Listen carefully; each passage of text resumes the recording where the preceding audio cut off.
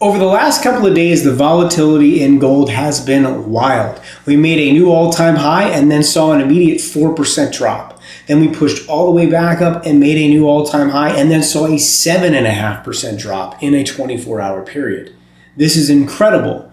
Now, what I want to do is I want to take a look at the bigger picture. So today we're looking at a weekly chart of gold. And what you can clearly see is we had a long area at that $2,000 level where we had difficulty breaking above. And then in the beginning of 2024, we finally broke above that all-time high zone in that $2,000 level. And since then, gold has been basically in a straight uptrend.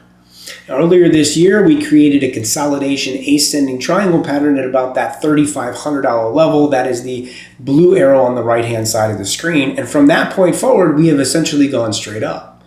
Now, the weekly candle, as you can see right here, as large and as crazy as it is, it still hasn't taken out last week's low. And after moving straight up for such a long period of time, a cooling down in a consolidation zone would make a ton of sense. We haven't backtested the breakout level at around that $3,500 level from the breakout that we had in the middle of this year. And so that would also be a logical spot where we could find ourselves falling back to, finding support, and then potentially continuing the move.